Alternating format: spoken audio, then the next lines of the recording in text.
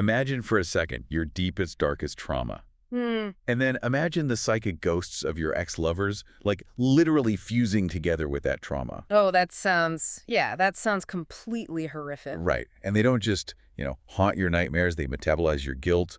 They merge into this jealous psychic demigod, and then they possess your physical body. Yo. Yeah. And the worst part is they use your own hands to try and murder your current partner. I mean, that is just the ultimate nightmare scenario. You're trapped behind your own eyes, right? Completely paralyzed, just watching yourself destroy basically the one good thing left in your life. Exactly. Welcome to the Deep Dive, everyone. If you're the kind of learner who loves a shortcut to being well-informed, you are in exactly the right place. Glad to be here. Today, our mission is to act as your curated reader's guide and, well, deliver a critical review of a truly mind-bending piece of fiction.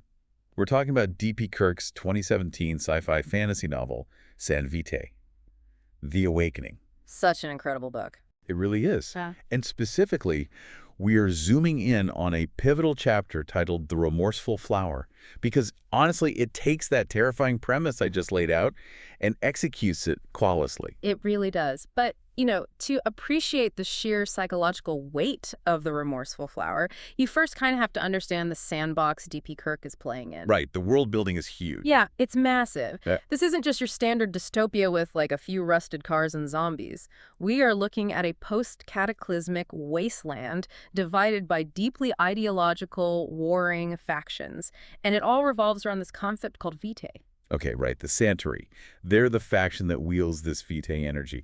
And from the sources we've reviewed, it essentially functions as the magic system of this universe. Right. But it's not like waving a wand, is it? It's tightly tied to their actual life force. Precisely. Vitae isn't some external mana pool they just, tap into. It is a biological metabolic process. Oh, so it's internal. Exactly. It's fueled by their own cellular energy, their emotions, and their psychology, which is super important later.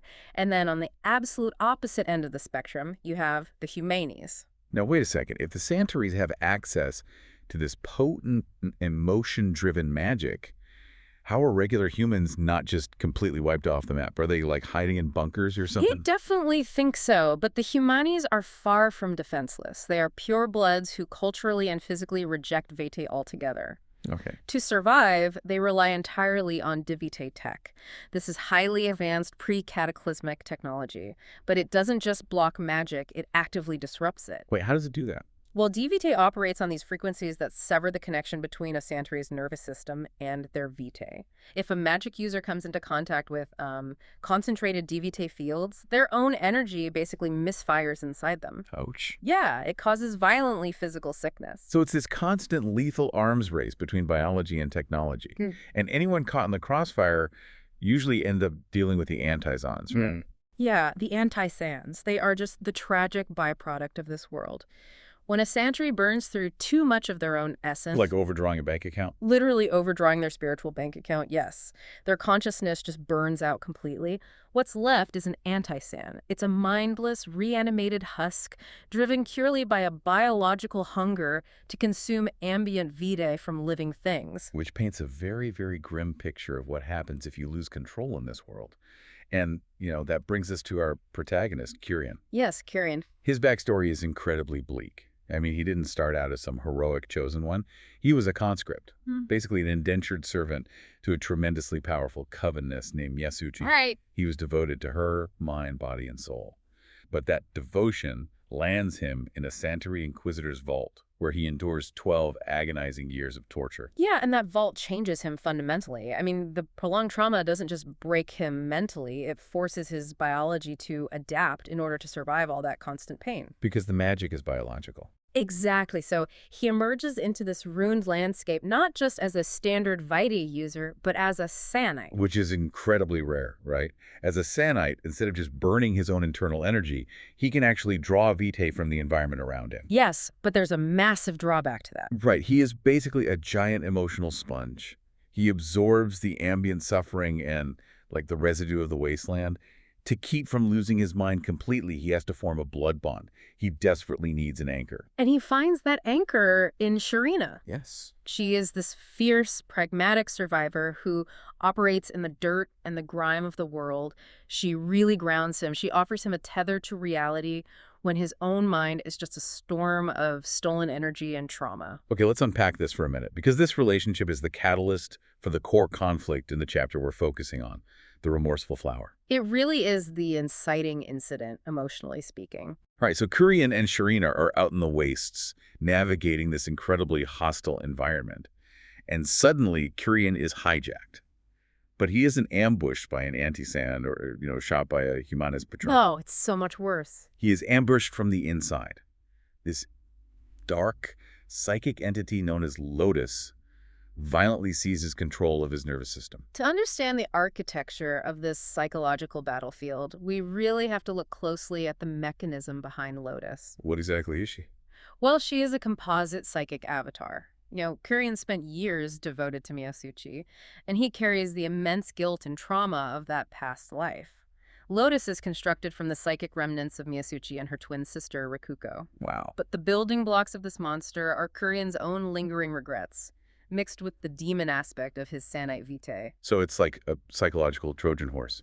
You think you've escaped the Inquisitor's vault. You think your mind is your own, but your trauma has been secretly building an army in the shadows of your subconscious. That's a great way to put it. The question I really had while reading the source material is this magic system basically just weaponized PTSD? Oh, absolutely.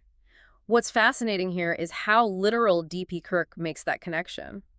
The magic system is inextricably linked to neurochemistry. Right. When we experience severe trauma, our brains build neural pathways to protect us, right? And that often results in hypervigilance or extreme emotional triggers. In the world of San Vitae, the magic feeds on that exact psychological framework. That is wild. The author brilliantly externalizes internal suffering. Lotus doesn't just want to, take over the world. Her motivations are intimately, painfully personal. She is fueled by this festering, jealous despair. Yes, the text actually describes Lotus as a shade dormant within him, and the terrifying mechanism here is her trigger. Right, because it's not fear that triggers her. Exactly. Lotus doesn't bloom when Kurien is in physical danger. She blooms specifically when Kurien feels genuine affection and love for Sharina. Oh, that's so tragic. It is. His capacity to move on and heal is perceived by his traumatized Vitae as a threat to the memory of Myasuchi. The new love metabolizes his guilt into a physical, shadowy manifestation. So the deeper his bond with Sharina grows, the more violent the demon of his past becomes. Which leads directly into the horrifying physical confrontation of this chapter. It's one thing to say someone is battling their inner demons, but Kirk stages this so viscerally. Kurien's internal bleeding of the soul becomes literal concussive violence in the real world. The staging is masterful, mainly because of the absolute restriction of agency. Exactly. Kurien is trapped in this state of locked-in syndrome. He is just in the passenger seat of his own consciousness. He can feel the wind, he can smell the ozone from the plasma blasts, but he literally cannot stop his arms from raising a weapon against the woman he loves. It's agonizing to read. It really is. You get this chaotic battle across these jagged stone cliffs. Sharina is fighting for her life, deflecting plasma blasts. At one point, Kurien's possessed body is thrown backward into a rock wall, cratering a pit 4 times his size. And Kirk elevates this from a standard post-apocalyptic brawl into genuine gothic horror through the sensory prose. Yes, the imagery is incredible. While the physical battle rages, we are also experiencing Kurien's internal mental prison. The author describes the psychic manifestation of Lotus with these incredibly rich, morbid details. We read about sanguinette dew. Basically blood-red moisture, right? Right, blood-red moisture rolling off the black velvet petals of this massive, suffocating dark flower inside his mind. And it isn't just poetic imagery. There is a brutal mechanism at work in the fight itself. When Kurien's physical body takes damage, like when Sharina manages to strike back, breaking his ribs or bruising his organs against that cliff, that physical somatic pain triggers a stress response. And his traumatized Vitae just hijacks that pain. Exactly. It converts the physical suffering directly into kinetic rage for Lotus. It creates this continuous, devastating feedback loop. The more Kurien hurts physically, the stronger the trauma becomes emotionally, which in turn gives Lotus more physical strength to attack Sharina. Here's where it gets really interesting, though. The genius of the Remorseful Flower isn't just the plasma blasts or the cratered cliffs. It's the intellectual battle happening simultaneously. Right inside his hell. Oh, yeah. While Kurien is paralyzed, He can hear Lotus in his mind. And she isn't just roaring like a generic movie monster. She is sobbing. She is weeping, begging Kurien to deny Sharina, just drowning in this jealous misery of being forgotten.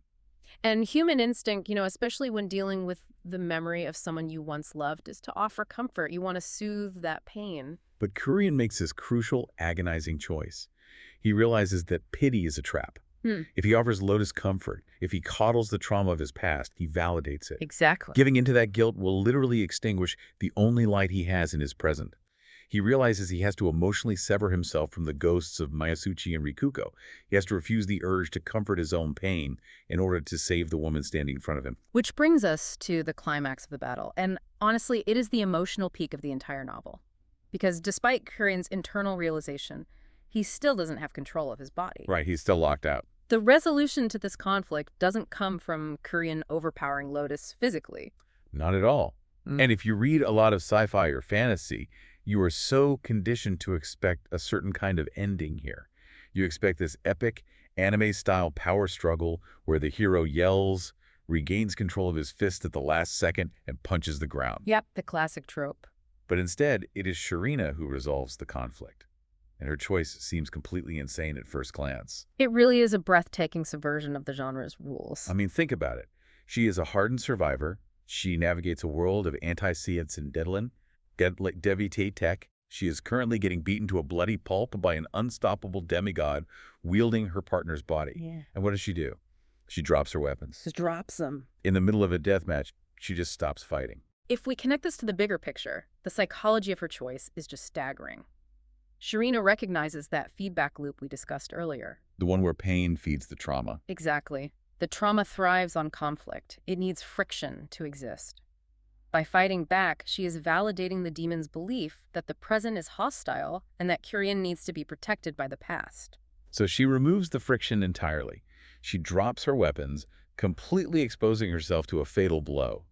And then she rolls down the waistband of her leather pants to reveal a tattoo. This part is amazing. It is. The text notes that she has rose tattoos to commemorate her fallen clan members, which is a common wasteland tradition. But right there, hidden away, she reveals a lotus tattoo. A permanent mark she chose to get specifically to honor Kurien's inner demon. It completely blew my mind. It's this ultimate symbol of radical respect. She isn't trying to erase his baggage. She isn't demanding he be cured for her convenience. No, not at all. She acknowledges the painful past that shaped him, and she offers complete unconditional surrender to it. And by doing that, she forces the psychic remnants of Myasuchi and Rikuko to confront their own hypocrisy. How so? Well, those remnants represent a love that demanded sacrifice. But confronted with Sharina's absolute vulnerability, her willingness to literally die rather than fight the memory of them, the demon's justification for its rage evaporates. There is no enemy left to fight. The manifestation just shatters. The demonic lotus breaks down inside Kurien's mind. And she's weeping, not out of jealousy this time, but out of realization. The entity actually asks Kurien for release and forgiveness. It's such a powerful moment. The trauma finally lets go, and the control of his body comes rushing back to him. Kurien collapses, and Sharina, who is heavily bleeding, bruised, and inches from death, looks at him and just cracks a joke. I love that part. She says something to the effect of, "Next time, let's try it without the claws, tiger?" Her humor in that moment is so vital. It really grounds the incredibly high emotional and philosophical stakes back into the gritty reality of their world.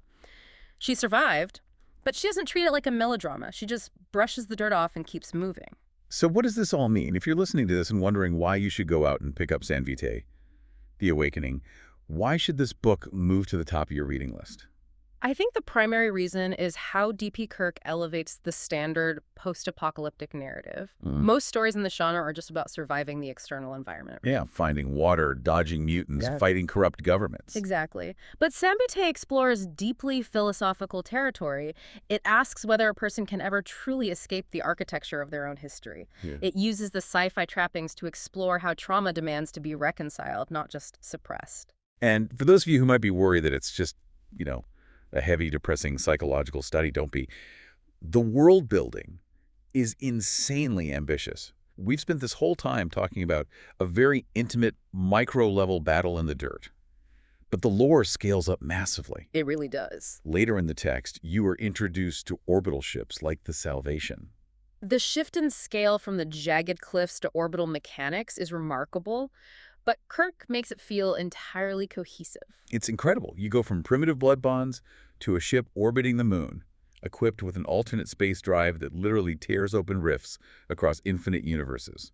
And the technology mirrors the themes of the book. Oh, the adaptive emulsion. Yes, the Salvation is built with something called adaptive emulsion. It's a substance that swarms over the hull of the ship to repair structural damage in real time by adapting to whatever threat is hitting it. Notice the thematic parallel there. It's brilliant. The macro-scale sci-fi technology of the Salvation uses adaptive emulsion to survive the hostile void of space. And on the micro-scale, Sharina uses adaptive empathy, dropping her weapons and revealing the tattoo to repair Kurien's fractured mind. Wow. The author is exploring the concept of healing and adaptation across every single level of the universe. It makes for a massive, immersive playground for hardcore sci-fi and fantasy fans. But despite that massive scale, it never loses its grip on character depth. Nobody in this book is purely evil, and nobody is purely good. Right. Even Lotus, who serves as the terrifying antagonist of this pivotal chapter, is given profound depth. The demon possessing the main character isn't just a cackling villain. She is a tragic, remorseful figure begging for absolution. Yeah. The narrative treats love not as a fairy tale cure-all where a kiss wakes the prince, but as a grueling, self-sacrificing lesson. It demands that the characters earn their healing through immense pain and radical honesty. It really is a remarkable piece of fiction that sticks with you long after you put it down. We want to thank you for joining us on this deep dive into the ruined, beautiful, and absolutely terrifying world of San Vitae. It was a pleasure. We hope this curated reader's guide has given you the perfect entry point and plenty of reasons to be excited about exploring D.P. Kirk's sprawling universe for yourself. And, before we go, I want to leave you with a final thought to mull over, inspired directly by Sharina's incredible choice on those cliffs. Please do. We spend so much of our daily lives building up armor. We gather our weapons, our defensive arguments, our walls to fight off the ghosts of our past and our lingering anxieties. But if our deepest traumas are ultimately just broken parts of ourselves, fractured pieces crying out for validation because they don't know how else to be heard, is it possible that fighting them only makes them stronger? That's a heavy question. Could it be that the only way to truly defeat our inner demons is by doing the hardest, most counterintuitive thing imaginable? By dropping our armor, laying down our weapons, and offering those broken parts radical, vulnerable empathy? I highly encourage you to chew on that thought today. Look at your own armor and ask what it's really protecting you from. Thank you so much for your time, your curiosity, and for taking this journey with us. Remember, sometimes the bravest thing you can do in facing down a monster is to realize it just needs to be seen. Keep diving deep.